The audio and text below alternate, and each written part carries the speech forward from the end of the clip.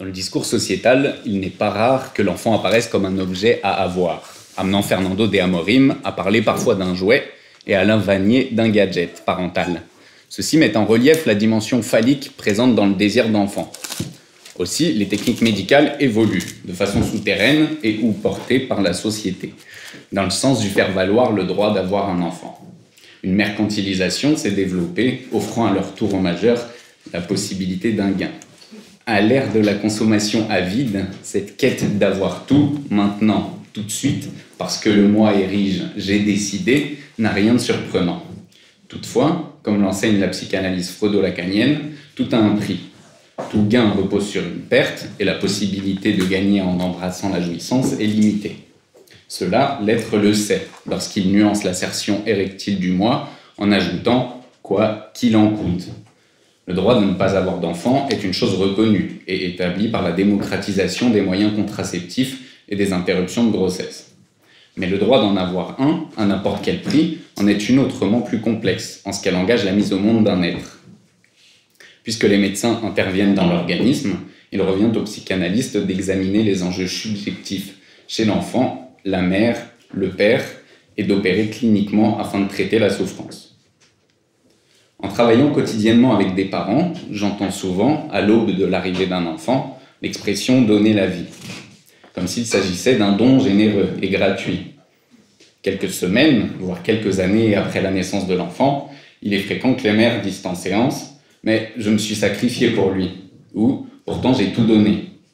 Ces paroles émergent en général quand l'enfant déçoit, s'oppose à l'espoir maternel imaginaire.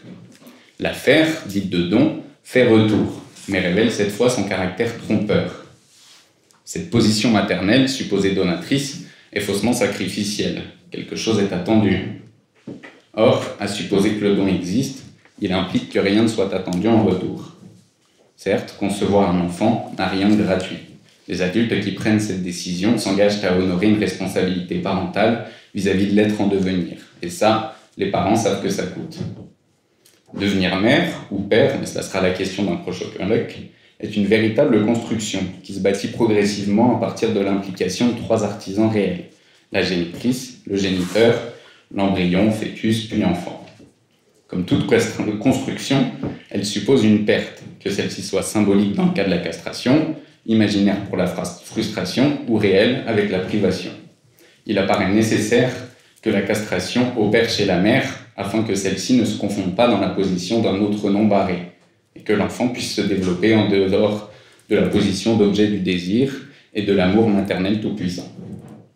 Selon Freud, l'amour de la mère pour le nourrisson se distingue de l'affection portée à l'enfant grandissant, en ce qu'il représente un rapport amoureux pleinement satisfaisant, qui comble non seulement tous les souhaits animiques, mais aussi tous les besoins corporels.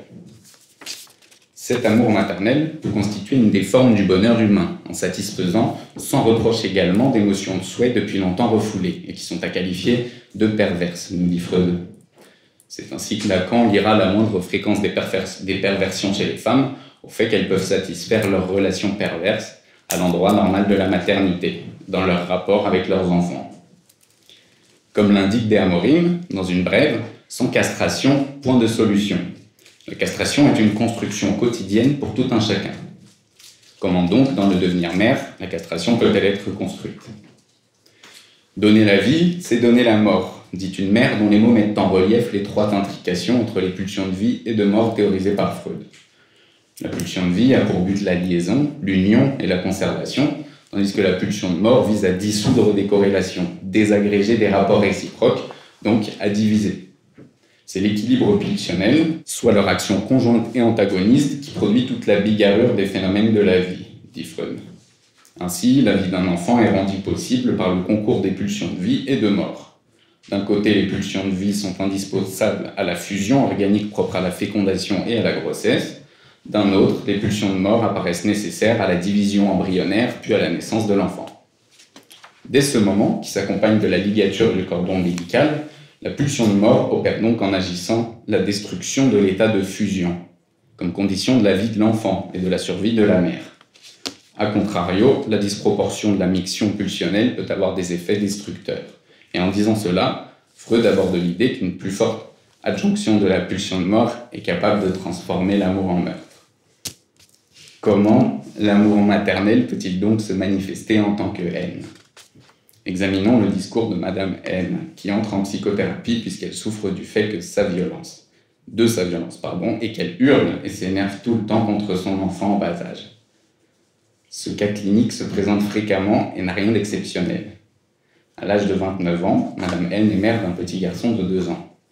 Elle dit « Je ne peux pas être en colère contre mon enfant. Je l'aime d'un amour illimité et inconditionnel. » Par sa dénégation, et ce qu'elle nommera ensuite ses actes violents, cette mère nous indique la présence muette de la haine qui, en tant que manifestation de la pulsion de mort, et au même titre que cette dernière, peut s'avérer vitale comme destructrice. La première séparation entre la mère et l'enfant, Françoise Dolto la nomme castration ombilicale, indiquant la portée symbolique et structurante de cette séparation réelle, lorsqu'elle se produit sous l'effet de la castration maternelle. Dans son séminaire encore, Lacan énonce que la haine est bien ce qui s'approche le plus de l'être, qu'il appelle l'exister. Rien ne concentre plus de haine que se dire où se situe l'existence. Aussi, dit Lacan, le symbolique ne se confond pas, loin de là, avec l'être, mais subsiste comme existence du dire. La haine de la mère apparaît donc comme ayant 2 versants potentiels. D'un côté, elle peut s'avérer destructrice, mais d'un autre, elle a des effets structurants, lorsqu'elle est inscrite dans le registre symbolique et au service de la différenciation progressive de l'enfant avec sa mère.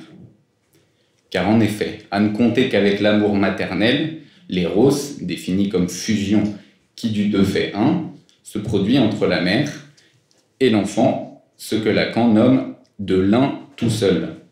L'être de l'enfant n'apparaît pas alors, il est comme englouti, détruit par un amour tout-puissant avant même d'avoir pu se construire, submergé, avant d'avoir pu émerger.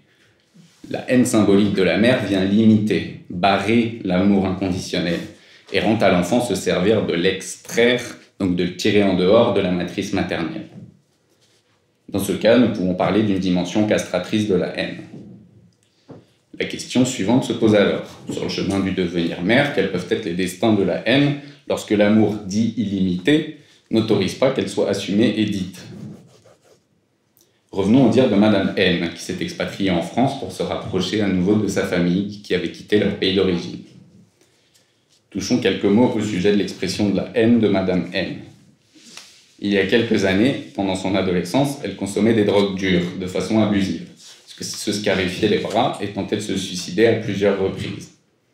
Peu de temps après son entrée en psychothérapie, justifiée par le fait qu'elle se dit violente vis-à-vis de son fils, elle relate son recours fréquent aux mutilations.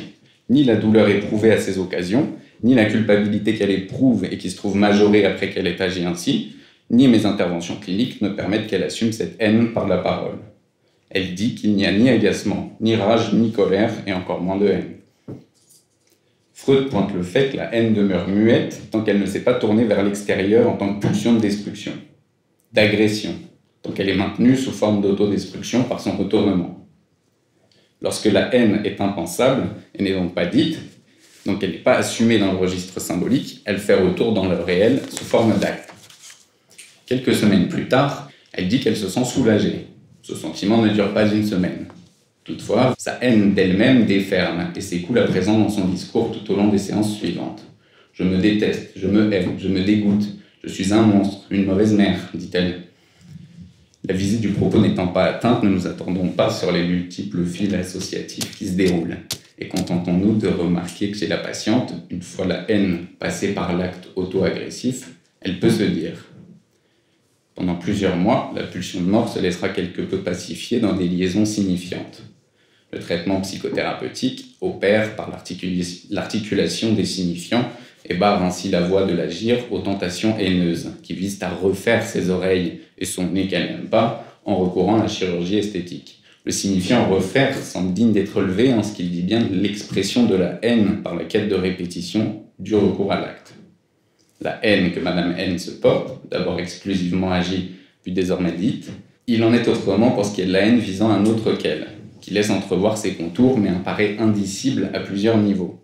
Au sujet de sa propre mère, elle dit qu'elle est décédée juste après la naissance de son fils. « Je suis devenue mère au moment où ma mère mourait », dit-elle. Et lors d'une autre séance, J'ai donné la vie à, via, j'entends via, comme à travers, comme si je donnais une chose via mon enfant. Chose à, de l'amour, à mon père. Et ma mère, j'ai l'impression que je n'ai pas le droit de la détester. Ça me fait culpabiliser. Je crois que je lui en veux, mais je n'arrive pas à être en colère contre elle. Dans le discours de la patiente, donner vie à son enfant se confond avec donner via son enfant et apparaît comme une voie de réalisation de l'amour vis-à-vis de son père. En même temps, c'est un peu ça être mère, avoir ce que je veux. Nommer ce, je lui demande, elle dit, j'ai entendu ce qu'on. C'est le sexe de la mère, de la femme, et ce qu'on, ça fait aussi penser à mon père. Ici, pourrions me dire, devenir mère revient à avoir le con de la mère pour obtenir ce con de père, via la naissance de l'enfant. Toutefois, cette haine vis-à-vis de sa mère, que la patiente dit en même temps qu'elle dit ne pas la ressentir, est associée à de la culpabilité. Cette culpabilité prend la forme d'une haine d'elle-même et s'agit. Madame N commet de multiples transgressions qu'elle reconnaît et nomme faute, en disant « je n'aurais pas dû, je n'ai pas le droit ». Ces dernières s'inscrivent dans le discours, soit du côté de la violence vis-à-vis de son enfant, soit du côté de la recherche d'engueulade avec le père de son fils, qu'elle associe à une punition. « Je fais des choses pour me sentir coupable. Je me fais du mal », dit-elle. Nous pouvons faire l'hypothèse que chez Madame N, occuper la position de mère rime avec prendre la place de sa mère et signe la réalisation de l'amour vis-à-vis de son père, via l'enfant, qui se retrouve alors objet de l'amour inconditionnel dans le dire et cible de la destructivité dans les actes. Concernant son enfant, Madame N dit que donner la vie, c'est que de l'amour, laissant transparaître un amour totalisant à côté de la haine non dite. Après des centaines de séances, elle associe faire rentrer mon enfant dans moi, le faire repartir d'où il est venu, qu'il ne soit pas né, quoi.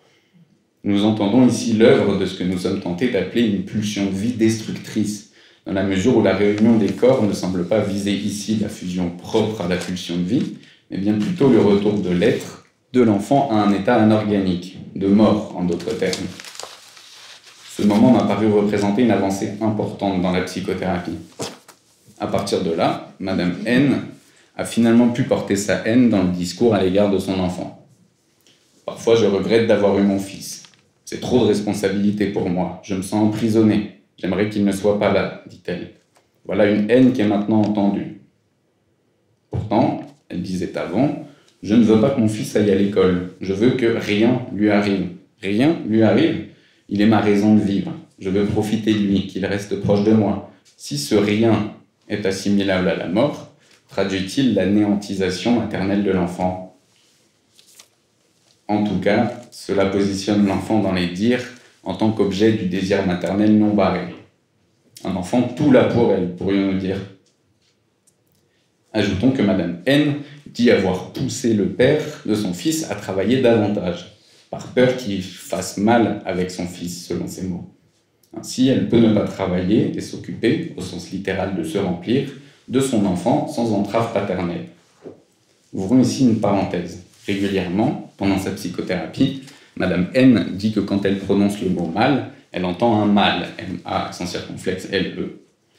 Dans cette peur que le père fasse mal, nous pouvons entendre mal du côté du tiers, de l'autre de la mère, tout aussi responsable de la naissance de l'enfant. Que cela vaille ou non, puisque l'association n'est pas directement issue du discours de la patiente, se faire mal semble situer à l'endroit de la différence d'avec la mère, donc faire autrement, qui peut par ailleurs reconnaître avoir confiance en le père qui s'en sort très bien. Nous pouvons donc nous demander si ce père apparaît à la patiente comme digne de confiance, justement en ce qu'il s'en sort très bien et semble prêt à se dérober de sa position de père, à se laisser mollement pousser, laissant libre le champ de la jouissance maternelle. Peu à peu, Madame N reconnaît que sa place n'est pas dans le lit de son fils et construit les aménagements nécessaires. C'est au moment de l'ouverture vers l'ambivalence maternelle que la patiente dit « Je tapais mon fils ». Je ne vous l'ai jamais dit, mais c'était plus fort que moi, ça me débordait. Son fils sera finalement inscrit à l'école, malgré la résistance maternelle élevée au nom des violences que Madame N se souvient avoir subies enfant.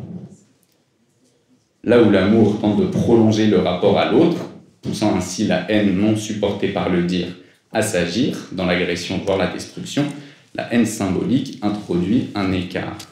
repousse l'autre en dehors de l'être et sert ainsi la séparation. N'omettons pas de rappeler que l'amour maternel fusionnant est propre à l'être humain et est une condition de la survie de l'enfant, pendant un temps. Mais comme toutes les bonnes choses, il faut apprendre à doser, ni trop peu de vie, ni trop de jouissance mortifère. Si la haine peut s'avérer destructrice, un amour trop peu nuancé par elle peut également l'être. Lorsqu'au nom de la préservation d'un amour inconditionnel, la haine maternelle n'est pas assumée, elle risque d'être retournée contre la mère, culpabilité, autosabotage, autodestruction, ou d'être agie en direction de l'enfant. Garder l'enfant, ne pas le séparer de la présence parentale, voire violence.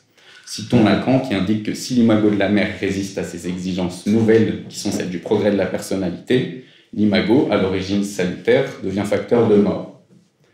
C'est ainsi que dans son abandon à la mère, le sujet cherche à retrouver l'imago de la mort. Dans son abandon à la mère, cherche à retrouver l'imago de la mère. D'où l'importance vitale de s'en séparer. Concluons autour du fait que la haine de la mère, quand elle est dite, sert la vie et protège de l'amour destructeur. Elle est un matériau cher à la construction barrée de la relation mère-enfant, permettant à l'enfant de s'affirmer, de se différencier d'avec le désir maternel et de se sentir autorisé dans la séparation et l'investissement d'un ailleurs précieux pour la suite. En effet, Hegel, cité par Lacan, formule que l'individu qui ne lutte pas pour être reconnu en dehors du groupe familial n'atteint jamais la personnalité avant la mort. Je vous remercie.